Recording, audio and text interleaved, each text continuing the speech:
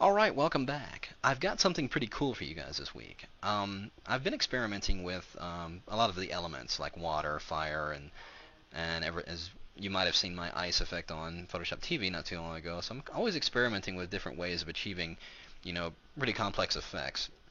And one of the things I've been messing with is creating the bead sweat effect that you see on chilled bottles and beer bottles and stuff like that. And short of going in and creating a layer style with the water effect and then going in and painstakingly painting each bubble on the bottle, I have figured out a way to do it with just a few filters right here in Photoshop. It's really cool. So let's go ahead and get into it. So the first thing I need to do, so I've got my image of my bottle here. I'm going to go over here, I'm going to create a new layer, and we're going to fill this layer with a neutral 50% gray. And then we're going to go to Filter, Render. Now before I go to this, make sure you have your foreground and background colors set to their default settings, which black would be in the foreground, white in the background. And on this gray layer, go to Render, Fibers. Now in here I just pick any old random setting here. I just click random until I see something that looks okay, because it doesn't really matter because we're going to manipulate it even further after this. So just hit OK. And now this go under Filter to Blur, Gaussian Blur, and give it a pretty good size blur. Not too much where it's almost lost all its detail, but just about like that. And we'll hit OK. Next I'm going to go over to Image, Adjustment, Levels, and now we're going to boost that contrast in that area there, making those dark areas. This will play into the randomness of the bubbles when we go to generate that effect here in a second. Go about like that, and we'll just hit OK. Now here's where it gets interesting.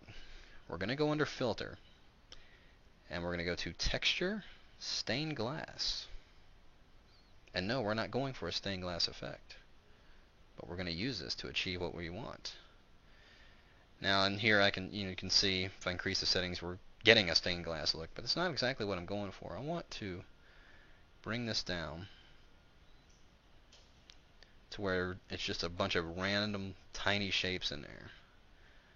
And I can mess with these settings to tweak it a little bit more. But that's about what I'm going for, so I'm just going to hit OK. Now I'm going to zoom in so you can get a better look at what's going on in here. There's our random shapes in there. Now the next thing I want to do, I'm going to go under Filter. This time we're going to go to Sketch, Plaster.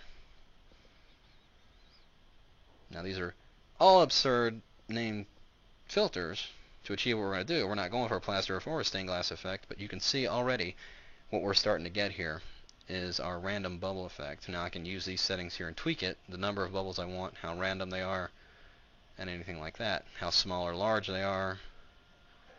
And that's pretty cool that I have that kind of control over that. And it's much easier than going in and painting each one of these little bubbles in there. So I'm going to go ahead and hit OK.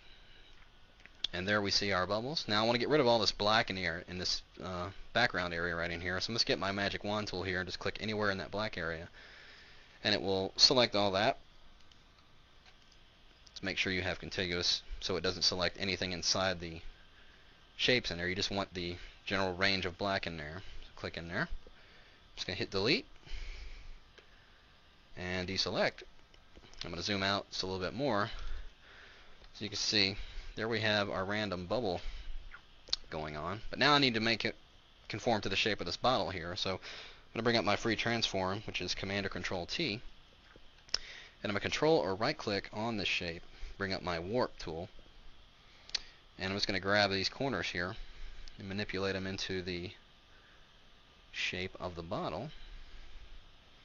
I'm not being real exact because when we do the final touch here, a lot of these areas are going to disappear, and if I wanted to, I could simply delete these bubbles that are outside the area of the bottle, so that's not going to be a problem. Get it just about like that, pretty much till it's right in the shape of the bottle there. Just going to hit OK, or hit Enter. Now, I'm going to zoom in again so you can see how this effect changes. To really sell the effect, all I got to do now is change my blending mode to overlay. And look at that. Isn't that cool? There you have it. Generated a really cool random bubbling effect in just a few short steps. So, practice with it, have fun with it, and we'll see you next time.